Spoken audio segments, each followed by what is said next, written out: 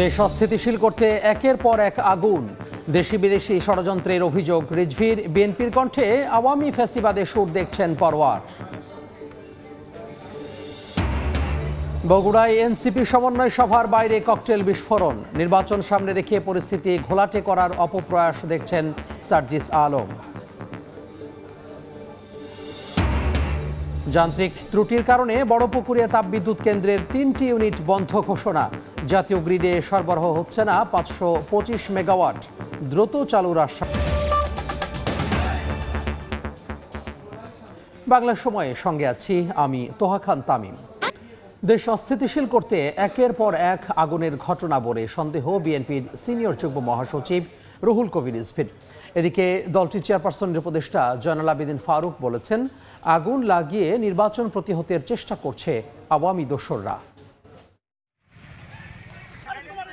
একের পর এক অগ্নিকাণ্ডের পেছনে দেশি বিদেশি ষড়যন্ত্র রয়েছে বলে মন্তব্য করেছেন বিএনপির সিনিয়র যুগ্ম মহাসচিব রুহুল কবির রিজভী। কুমিল্লার চৌদ্দগ্রামের মুন্সিরহাট ইউনিয়নের ফুলমুড়ি গ্রামের অন্ধ কণ্ঠশিল্পী জাহাঙ্গীর আলমকে দেখতে গিয়ে তিনি এ কথা বলেন। বর্তমান নির্বাচন কমিশনের আসন্ন জাতীয় নির্বাচন সুষ্ঠুভাবে সম্পন্ন করার ক্ষমতা আছে বলেও জানান বিএনপির এই নেতা।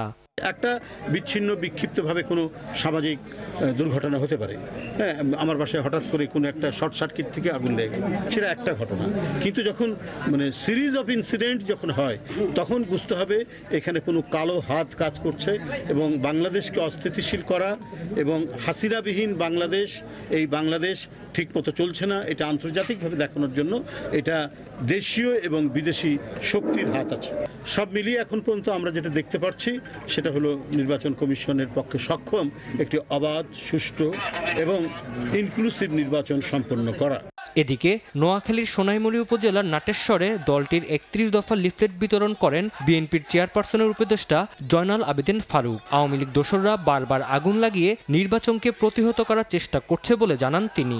আগামীতে নির্বাচনে ধানের শীষ তারেক রহমান বাংলাদেশে যাতে ক্ষমতা আসতে না পারে তার ষড়যন্ত্র ইঙ্গিত 2 দিন আগে সারা বিশ্বের মানুষ চোখের পানি ফেলছে। আর পরে যখন আমার আপনার গরিবের সকলের যে সম্পদ পুড়ে ছারখার হয়ে গেছে, তার 2 দিন আগে মিরপুরে ফ্যাক্টরিতে আগুন দিয়েছে, যারা 16 বছর আপনাদেরকে দুঃখ দিয়েছে, আপনার মায়ের বুকে লাথি মেরে আপনার সন্তানকে পুলিশের হাতে তুলে দিয়েছে।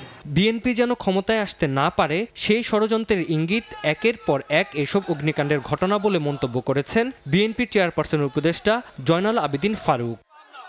তানজিল হাসনাত, সময় সংবাদ। বিএনপির কণ্ঠে আওয়ামী লীগের ও ফ্যাসিবাদের সুর শোনা যাচ্ছে বলে মন্তব্য করেছেন জামাতের সেক্রেটারি জেনারেল অধ্যাপক মিয়া গোলাম পরওয়ার। দুপুরে সাতক্ষীরার তালা উপজেলায় আয়োজিত ছাত্র যুব সমাবেশে প্রধান অতিথির বক্তব্যে তিনি এ মন্তব্য করেন। জামাত ক্ষমতায় গেলে শাসক না হয়ে সেবক হবে বলেও উল্লেখ করেন দলটির সেক্রেটারি জেনারেল।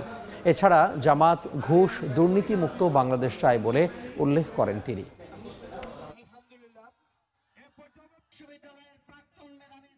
নোয়াখালীর যে বিএনপির নেতা বলেছেন বিএনপি ক্ষমতায় গেলে জামাত নিষিদ্ধ করবেন, এটা আওয়ামী লীগের সুরে আপনি কথা বলেছেন। যে ফ্যাসিবাদকে বিদায়ের জন্য আমরা রাজপথে থেকে ফ্যাসিবাদ বিরোধী সংগ্রাম করেছি, তাদের মুখে কেন আবার সেই ফ্যাসিস্ট স্টাইলে আমরা হুমকি শুনতে পাবো? চোখ রাঙানো, ভিন্নমতকে দমন করা, হিংসা, দাম্ভিকতা, অহংকার, মাস্টারি, চাঁদাবাজিকে বাংলার মানুষ পছন্দ করে না। ঢাকা বিশ্ববিদ্যালয়, জাহাঙ্গীরনগর, চট্টগ্রাম, রাজশাহীতে দেশের শ্রেষ্ঠ বিদ্যাপীঠের ছেলেরা ভোট দিয়ে এই চাঁদাবাজদেরকে ব্যর্থ করে দিয়ে প্রমাণ করেছে তোমাদের স্থান বাংলাদেশে হবে। বগুড়ায় এনসিপি সমন্বয় সভার বাইরে ককটেল বিস্ফোরণ হয়েছে। এ ঘটনাকে নির্বাচন সামনে রেখে পরিস্থিতি ঘোলাটে করার অপপ্রয়াস দেখছেন দলটির উত্তরাঞ্চলের মুখ্য সংগঠক সার্জিস আলম। বিকেলে জেলা পরিষদ অডিটোরিয়ামে এনসিপি সমন্বয় সভা চলার সময় বাইরে ককটেল বিস্ফোরণ ঘটে। সার্জিস আলম বলেন, কোনো রকম বাধা না থাকলেও নির্বাচন কমিশন এনসিপিকে শাপলা প্রতীক দিচ্ছে না। ইসির বিরুদ্ধে পক্ষপাতমূলক আচরণের অভিযোগ করে বলেন, সুষ্ঠু নির্বাচন নিয়ে এই কমিশনের ওপর আস্থা রাখতে পারছে না এনসিপি।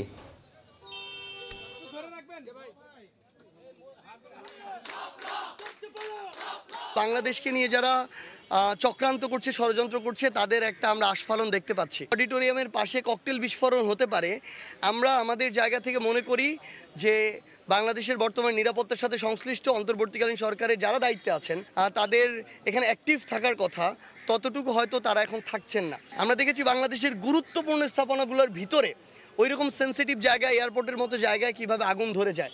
আমরা এটাকে কখনো মনে করি না এটা স্বাভাবিক প্রক্রিয়া। এটা অবশ্যই একটা চক্রান্ত বা ষড়যন্ত্রের অংশ। 10 বছরে অকেজো বরিশাল মহানগরে স্থাপন করা সিটি কর্পোরেশনের 4 শতাধিক সিসিটিভি ক্যামেরা।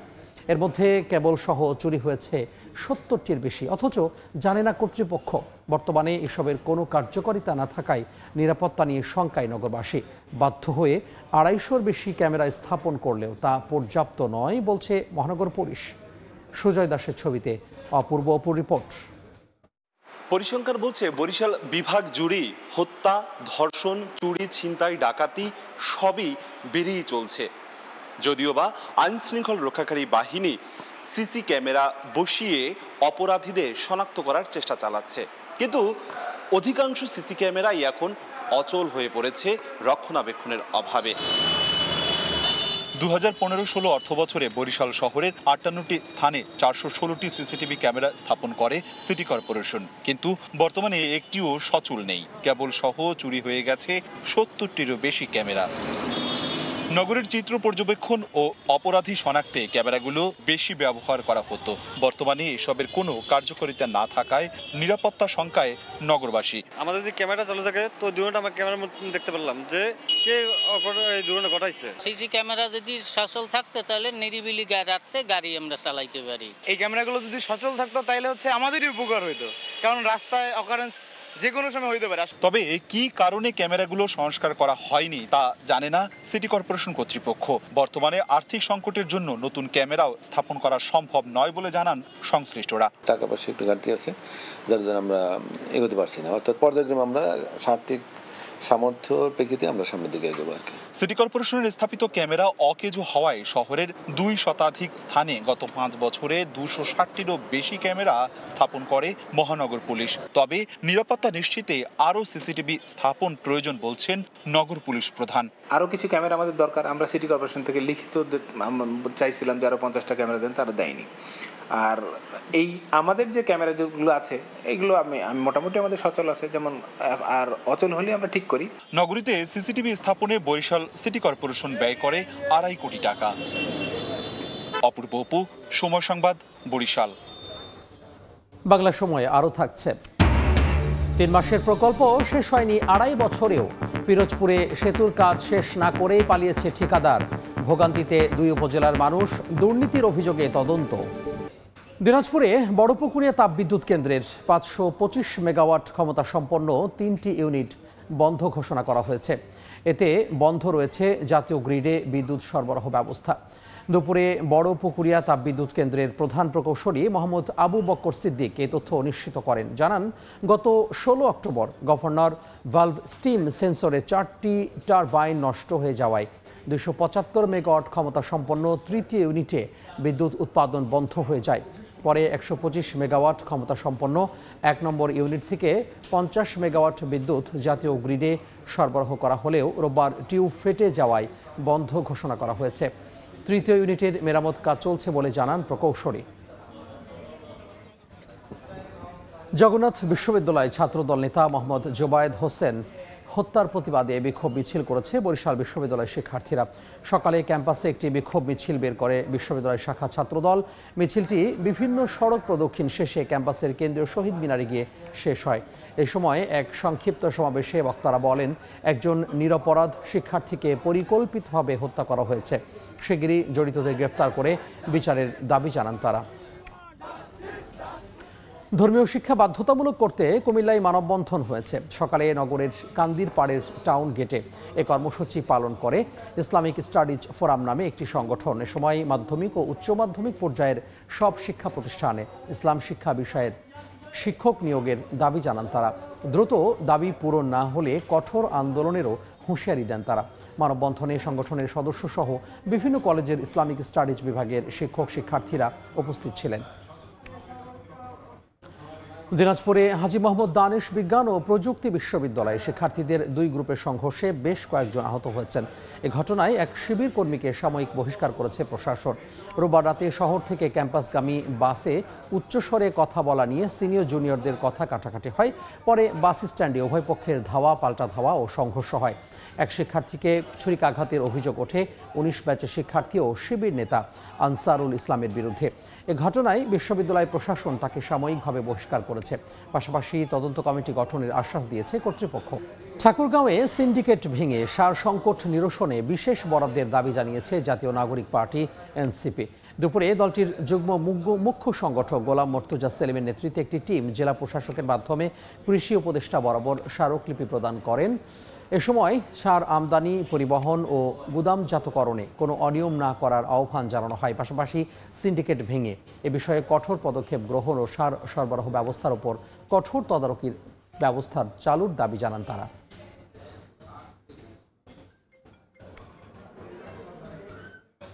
বাংলা সময়ে আরও থাকছে। বর্জ্য ব্যবস্থাপনায় ভুগছে পর্যটন নগরী কুয়াকাটা। দূষণ ও দুর্গন্ধে অতিষ্ঠ পর্যটক ও এলাকাবাসী। ১৫ বছরে কোনো পদক্ষেপ নেয়নি পৌরসভা, শিগগিরই ব্যবস্থা নেওয়ার আশ্বাস। ৩ মাসের প্রকল্প শেষ হয়নি প্রায় ২.৫ বছরেও। সরকার পতনের পর পিরোজপুরের তারাবুনিয়া গার্ডার সেতুর কাজ শেষ না করেই পালিয়েছে ঠিকাদার। এতে ভোগান্তিতে পিরোজপুরের নাজিরপুর ও বাগেরহাটের চিতলমারী উপজেলার ১ লাখের বেশি মানুষ। প্রকল্পটিতে দুর্নীতির অভিযোগ ওঠায় তদন্ত চলছে বলে জানায় উপজেলা প্রশাসন। জিয়াউল হকের পাঠানো তথ্য ও ছবি নিয়ে রিপোর্ট। নদীর তীরে নির্মাণ করা হয়েছে সেতুর অ্যাপার্টমেন্ট। দুই পাশে ফেলে রাখা হয়েছে নির্মাণ সামগ্রী। মরিচা ধরেছে রডগুলোতে। পিরোজপুরের নাজিরপুর ও বাগেরহাটের চিতলমারী উপজেলার সংযোগস্থল তারাবুনিয়ার এলাকার বলেশ্বর নদীতে ২০২৩ সালের মার্চে পাকা সেতু নির্মাণ শুরু হয়, যা শেষ হওয়ার কথা ছিল ৩ মাসের মধ্যে। অথচ মেয়াদ শেষ হওয়ার প্রায় ২.৫ বছরে নির্মাণ হয়েছে মাত্র ২টি অ্যাপার্টমেন্ট। এলাকাবাসী বলছে, ঠিকাদারি প্রতিষ্ঠান ইফতি ইটিসিএল এর মালিক ছিল বিগত সরকারের মন্ত্রী সম রেজল করিমের ঘনিষ্ঠ। মন্ত্রীর প্রভাবে নিজেদের ইচ্ছে মতো কাজ করছে তারা। ২০২৪ সালের ৫ আগস্ট সরকার পতন হলে ঠিকাদার পালিয়ে যায়। এদিকে সেতু নির্মাণ না হওয়ায় ভোগান্তিতে দুই উপজেলার ১ লাখের বেশি মানুষ। খুলনা জেলা, বরিশাল জেলা অন্তত কোন রকম ৬০-৭০টা গ্রাম আছে।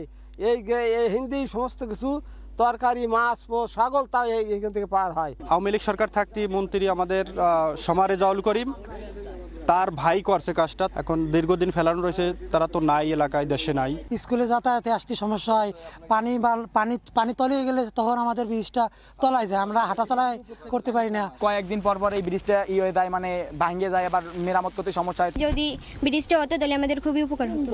নাজিরপুর উপজেলা প্রশাসন বলছে, প্রকল্পটি দুর্নীতির অভিযোগ রয়েছে, এই কারণে বিষয়টি তদন্তাধীন রয়েছে। তবে থেমে থাকা প্রকল্পগুলোর তালিকা স্থানীয় সরকার বিভাগে পাঠানো হয়েছে। এ বিষয়ে এলজিইডির উপজেলা বা জেলা অফিসের কোনো কর্মকর্তা ক্যামেরার সামনে কথা বলতে রাজি হননি। দুর্নীতির অভিযোগ যেই প্রকল্পগুলোতে রয়েছে সেই প্রকল্পগুলোতে আপাতত বরাদ্দ স্থগিত রয়েছে। এই প্রকল্পে দুর্নীতির অভিযোগ সমাধান আশা করছি খুব দ্রুত সম্ভব হবে। প্রকল্পগুলো আবার সেখানে পুনরায় বরাদ্দ দেওয়া হবে। ৩৫ মিটার দীর্ঘ তারাবুনিয়ার গার্ডার সেতুর নির্মাণ ব্যয় ধরা হয় ৩,৫১,১৪,০০০ টাকা। সময় সংবাদ, পিরোজপুর। চিকিৎসক ও জনবল সংকট নিয়েই চলছে পটুয়াখালীর দশমিনা উপজেলার স্বাস্থ্য কমপ্লেক্স। ৩ জন চিকিৎসক নিয়ে চলছে স্বাস্থ্যসেবা। ৫টি বিশেষজ্ঞ চিকিৎসকের পদও শূন্য। সুজয় দামের ছবি এবং মোহাম্মদ মনির হোসেনের বাদলের তথ্য নিয়ে রিপোর্ট। ২ লাখ মানুষের স্বাস্থ্যসেবা নিশ্চিতে ২০০৮ সালের ৩১ থেকে ৫০ শয্যায় উন্নীত হয় পটুয়াখালীর দশমিনা উপজেলা স্বাস্থ্য কমপ্লেক্স। তবে এখনও ৩১ শয্যার জনবল দিয়ে হাসপাতালটিতে চলছে সেবা কার্যক্রম। হাসপাতালে ২২ জন চিকিৎসকের বিপরীতে কর্মরত আছেন মাত্র ৩ জন। আবাসিক মেডিকেল অফিসার, গাইনি, মেডিসিন সহ ৫টি বিশেষজ্ঞ চিকিৎসকের পদ শূন্য রয়েছে। তৃতীয় ও চতুর্থ শ্রেণীর স্বাস্থ্য সরকারি সহ ৬০টি পদের বিপরীতে আছেন মাত্র ২২ জন। এছাড়া রক্ষণাবেক্ষণের অভাবে দীর্ঘ 5 বছর ধরে নষ্ট হয়ে পড়ে আছে এক্স-রে মেশিন সহ অধিকাংশ সরঞ্জাম। একদিকে চিকিৎসক সংকট, অন্যদিকে হাসপাতালের সরঞ্জাম বিকলের কারণে বেসরকারি হাসপাতাল ও ক্লিনিকে যেতে হচ্ছে রোগীদের। ভালো ধরনের ডাক্তারও নাই, ভালো চিকিৎসা পাওয়া যায় না, সামান্য রোগীর চিকিৎসা চলে। টেস্ট দিয়েছে, টেস্ট হাসপাতালে করে নাই, বাইরে দিয়ে করাইছি। 10 মিনিট হসপিটাল ডাক্তার অনেক কম আছে, সব ধরনের চিকিৎসা হয় না। ডাক্তার যদি হয় তাহলে ওই রোগীগুলোর চিকিৎসা ভালো হয়। চিকিৎসক ও জনবল সংকটের কথা স্বীকার করে হাসপাতাল কর্তৃপক্ষ বলছে বিষয়টি ঊর্ধ্বতন কর্তৃপক্ষকে জানানো হলেও সমাধান মেলেনি। আর সিভিল সার্জন বলছেন দ্রুতই হাসপাতালে চিকিৎসক নিয়োগ দেয়া হবে। 10 জনের কাজ 4 জনে করা অনেক কষ্টসাধ্যই হয় এবং সেই সার্ভিসটা আসলে রোগীদের জন্য অনেক সময় কোয়ালিটিফুল নাও হতে পারে। যে নতুন 3000 ডাক্তার নিয়োগ হচ্ছে, শুধু 10 মিনা না, পুরো পটুয়াখালীরই ইনশাল্লাহ আমরা ভালো সংখ্যক ডাক্তার অল্প কিছুদিন ধরে পাবো। 10 মিনা স্বাস্থ্য কমপ্লেক্সটিতে প্রতিদিন প্রায় 500 রোগী সেবা নিয়ে থাকেন। সময় সংবাদ, পটুয়াখালী। 15 বছরেও বর্জ্য ব্যবস্থাপনা গড়ে ওঠেনি পটুয়াখালীর কুয়াকাটা পৌরসভায়। শহরের খাজুরা এলাকায় প্রতিদিন ফেলা হচ্ছে 80 থেকে 90 টন আবর্জনা। দূষণ ও দুর্গন্ধে অতিষ্ঠ পর্যটক ও এলাকাবাসী। কর্তৃপক্ষ বলছে শিগগিরই আধুনিকায়নের বর্জ্য ব্যবস্থাপনা গড়ে তোলা হবে। তৌকি পেদার ছবিতে শিকদার জাবির হোসেনের রিপোর্ট। পর্যটন নগরী কুয়াকাটা পৌরসভার প্রবেশ মুখেই এখন গড়ে উঠেছে ময়লার ভাগাড়। খোলা জায়গায় প্রতিদিন ফেলা হচ্ছে 80 থেকে 90 টন আবর্জনা। শহরে প্রবেশের সময়ই পর্যটকদের মুখোমুখি হতে হচ্ছে তীব্র দুর্গন্ধের। এখানে ময়লা ফেলা আজ 12 বছর তোমায় পৌরসভার ময়লা, কিন্তু এটা দুর্গন্ধতে আমরা রাস্তায় দিয়ে আসা যাওয়া করতে পারি এবং পোলাপান আসতে পারে না। পোলাপানের অসুখ হয়, দুর্গন্ধ হয়, ভাত খাইতে পারে না। এই ময়লাগুলোর একটা যে কোনো বিধি ব্যবস্থা করাটা ভালো। গ্রানে দেখা যায় না, তাছাড়া স্কুলের পোলাপান ঠিক মতো আইতে যাইতে পারে না, গ্রানে নাক চাপতে যাওয়া লাগে। সূর্যোদয় ও সূর্যাস্তের বেলাভূমি খ্যাত এই পর্যটন নগরীকে 2010 সালে পৌরসভা ঘোষণা করা হয়। 12.75 বর্গ কিলোমিটার এলাকা নিয়ে খ শ্রেণীর এই পৌরসভার জনসংখ্যা প্রায় 20,000। 9টি ওয়ার্ড নিয়ে গঠিত পৌরসভায় বর্জ্য ফেলার নির্দিষ্ট স্থান থাকলেও এখনো শুরু হয়নি কোনো কার্যক্রম। এতে ক্ষোভ প্রকাশ করেন স্থানীয়রা। কর্তৃপক্ষ বলছে শিগগিরই আধুনিক মানের বর্জ্য ব্যবস্থাপনা গড়ে তোলা হবে। সিটিসিআরপি প্রজেক্টের আওতায় এশিয়ান ডেভেলপমেন্ট ব্যাংকের অর্থায়নে 45 কোটি টাকার একটি প্রজেক্ট হাতে নিয়েছি। 3.5 একর জমি অধিগ্রহণ করা হবে। এটি বাস্তবায়ন হলে এলাকাতে প্রচুর কর্মসংস্থান সৃষ্টি হবে। দীর্ঘদিনের এই ভোগান্তি ও পরিবেশ দূষণ থেকে মুক্তি পেতে এখনই দরকার পরিকল্পিত পদক্ষেপ। শিকদার জাবির হোসেন, সময় সংবাদ, পটুয়াখালী। সংস্কারের অভাবে চলাচলের অনুপযোগী হয়ে পড়েছে ঝালকাঠি পৌরসভার গুরুত্বপূর্ণ 16টি সড়ক। পৌরবাসীর অভিযোগ, বিষয়টি কর্তৃপক্ষকে জানানো হলেও মিলছে না সমাধান। পলাশ রায়ের পাঠানো তথ্য ও শামীম হোসেনের ছবি নিয়ে রিপোর্ট।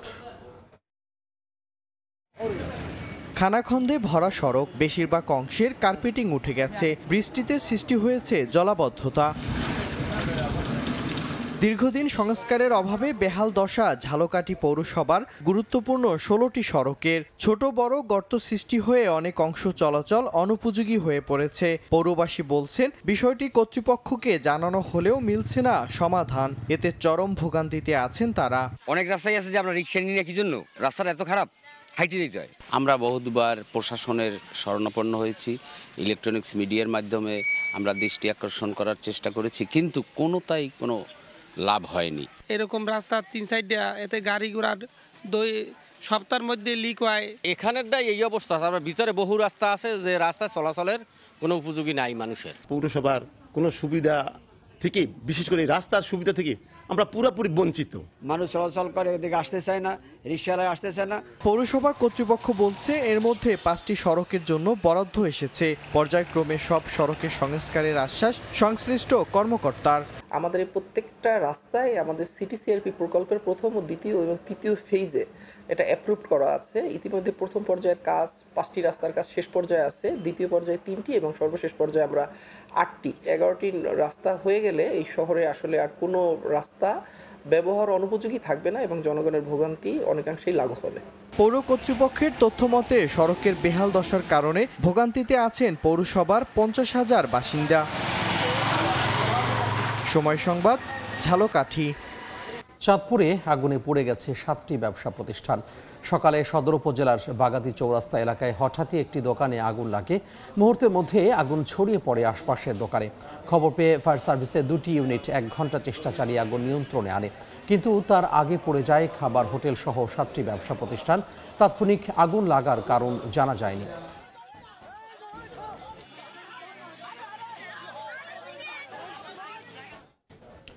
বাংলা সময়ের শীর্ষ সংবাদগুলো জানিয়ে দেব আরও একবার। দেশ অস্থিতিশীল করতে একের পর এক আগুন, দেশি বিদেশি ষড়যন্ত্রের অভিযোগ রিজভির। বিএনপির কণ্ঠে আওয়ামী ফ্যাসিবাদে সুর দেখছেন পরোয়ার। বগুড়ায় এনসিপির সমন্বয় সভার বাইরে ককটেল বিস্ফোরণ, নির্বাচন সামনে রেখে পরিস্থিতি ঘোলাটে করার অপপ্রয়াস দেখছেন সার্জিস আলম। এবং যান্ত্রিক ত্রুটির কারণে বড়পুকুরিয়া তাপবিদ্যুৎ কেন্দ্রের 3টি ইউনিট বন্ধ ঘোষণা। জাতীয় গ্রিডে সরবরাহ হচ্ছে না 525 মেগাওয়াট, দ্রুত চালুর আশ্বাস।